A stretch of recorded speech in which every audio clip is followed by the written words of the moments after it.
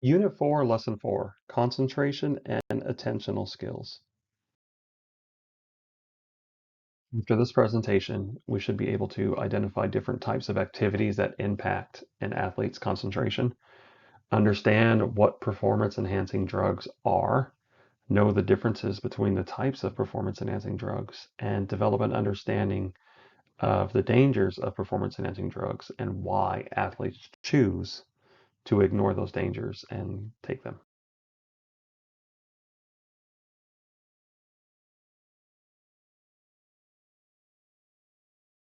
So looking at recreational and performance-enhancing drugs.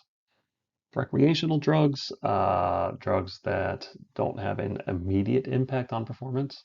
They could be alcohol, marijuana, even cocaine, versus performance-enhancing drugs like anabolic steroids, human growth hormone, even caffeine have an immediate impact on one's performance. Both have serious and sometimes irreversible side effects. Both can be illegal in various sports depending on the individual sport and its governing body.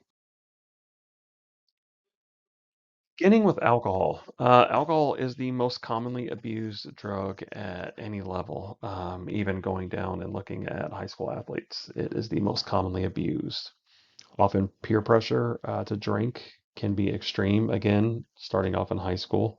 It's universally accepted in most cultures and societies, most, not all, but most. And it is by far the most difficult drug to control, both in terms of consumption and sales and underage usage. It is just widely available and hard to regulate. An excess in the use of alcohol results in the deterioration of the psychomotor skills of your reaction time, a person's hand-eye coordination, their accuracy within a given task, one's individual balance, and their ability to perform complex skills of coordination.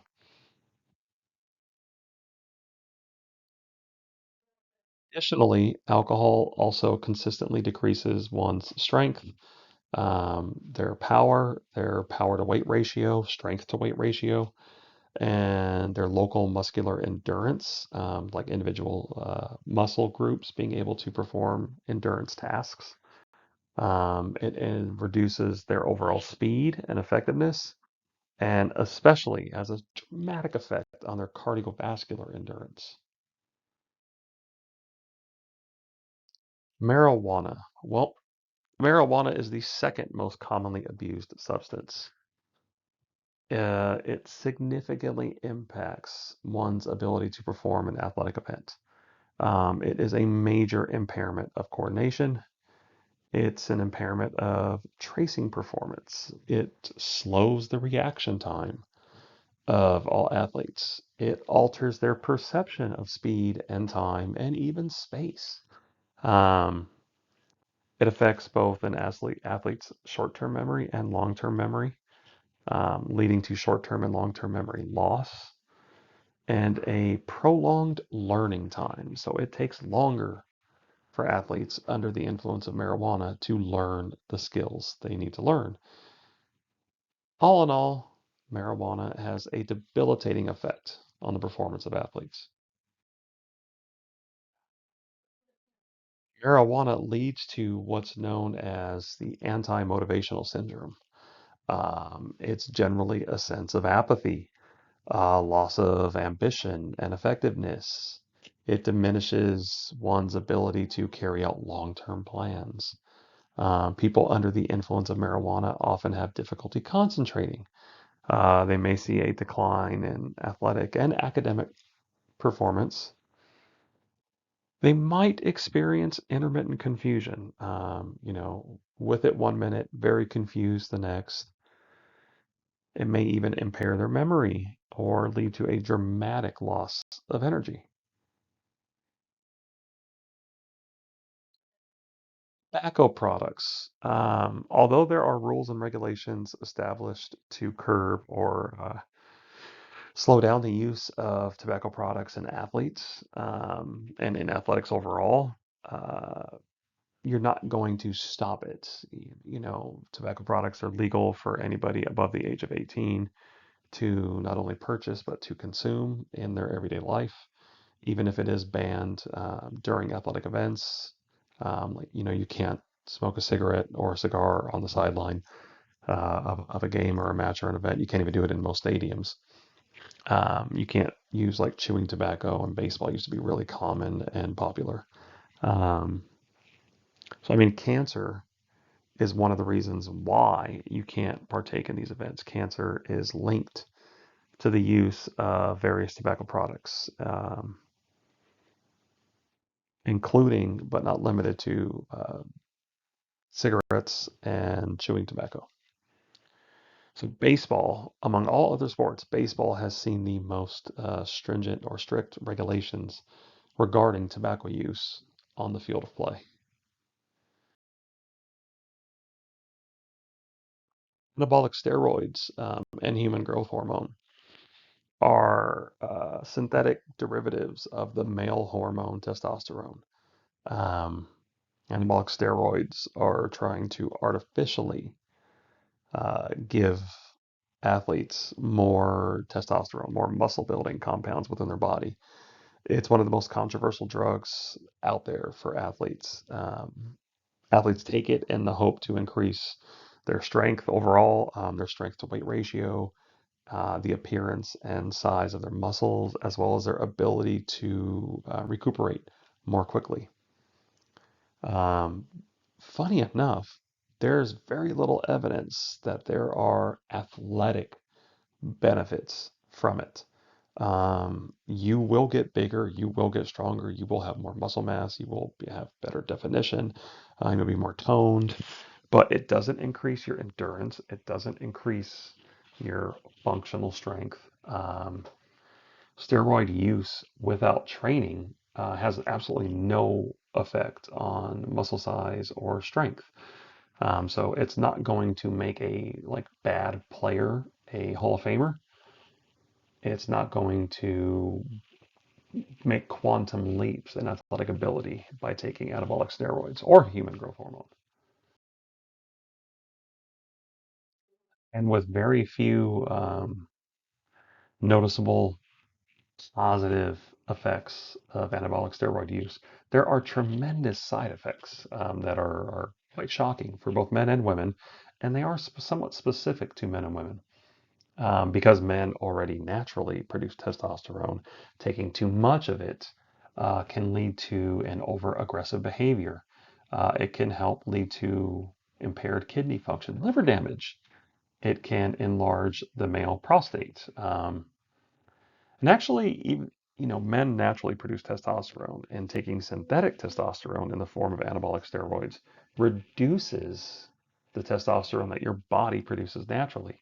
So you begin to become testosterone deficient by taking synthetic testosterone, which leads to testicular atrophy.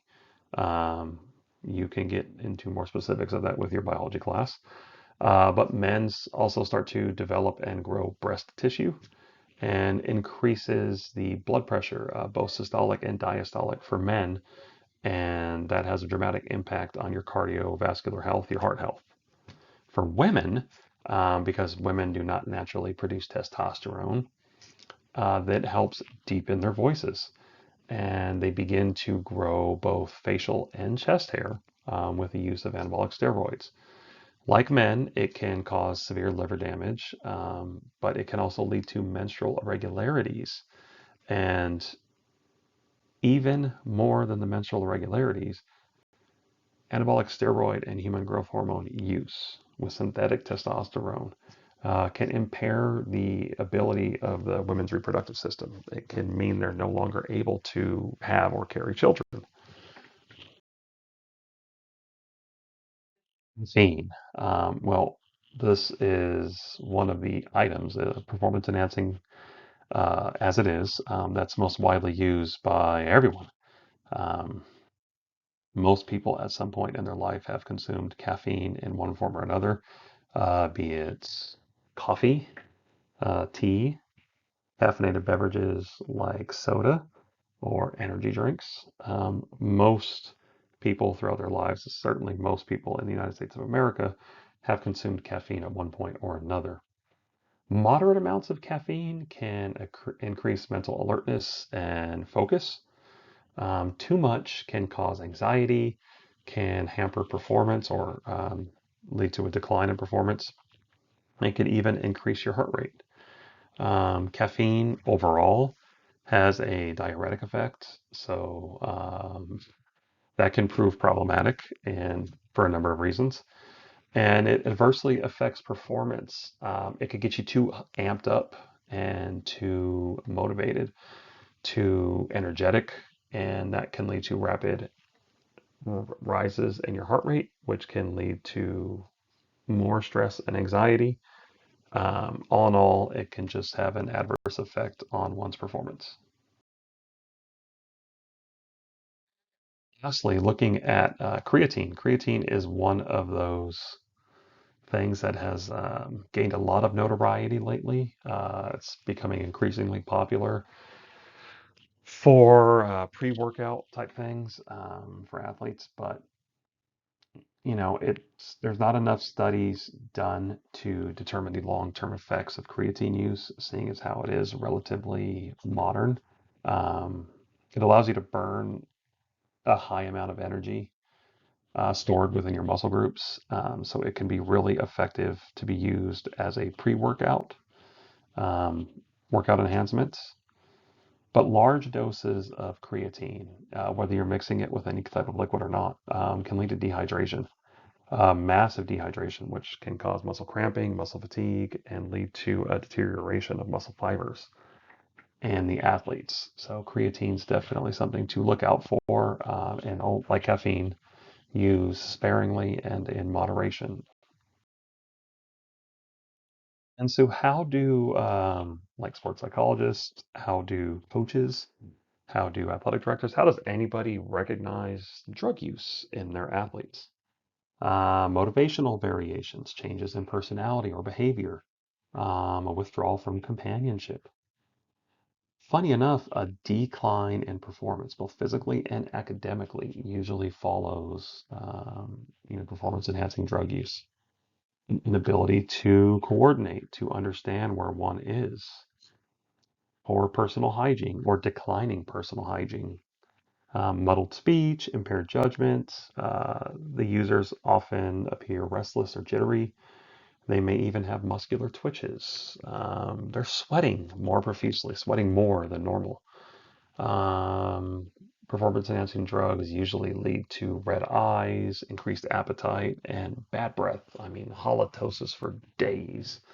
So those are just some of the warning signs that coaches, ADs, sports psychologists look out for.